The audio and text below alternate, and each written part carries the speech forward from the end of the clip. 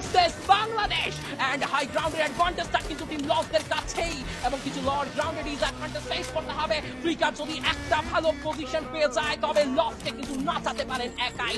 BSK রয়েছে তার কাছে ড্রাওয়ানের XM8 এর একটা কুইক ট্র্যাক কিন্তু বিপদে ফেলতে পারে, একদম হেলমেট উড়িয়ে ফেলতে পারে লেক্সি। সেটা হয়ে ওঠে কিনা রাওয়ান শুরুতে কিন্তু ট্রেবল চার্জ করলেন কুকুশের গায়ে, সেটা না লাগলেই হয়। কুকুশের পজিশনটা এখনো স্পট করা যায়নি, ব্লেড উপরে ওঠার ডিসিশন নিচ্ছেন নেজাত। যদি উপরে উঠতে পারেন ট্রেবল চার্জ করতে পারেন, ব্যাক টু ট্রেবল। টিম লসকে বিপদে ফেলতে পারে। বাংলাদেশ ভার্সেস ব্রাজিলের ফাইট, এনগেজমেন্টটা আরো লেন্দি হতে পারে, আরো কমপ্লিকেটেড হতে পারে। বাট তার আগে নামদের পজিশনটাকে কিন্তু রিড করতে হবে। কুকুশ কিন্তু কিছুটা হেলথ লো করে ফেলেছেন রিককে। তিনি কিন্তু তার তরফ থেকে বেশ কিছু এই মুহূর্তে অ্যান্টিম্যাটেরিয়াল লঞ্চার বা ফ্ল্যাশ পিসের ব্যবহার এখান থেকে হয়তো বা করে ফেলতে পারেন। তবে লস শুরুতে হারিয়েছে প্লেয়ার, ব্লেড না তোকে তুলে নিয়েছেন।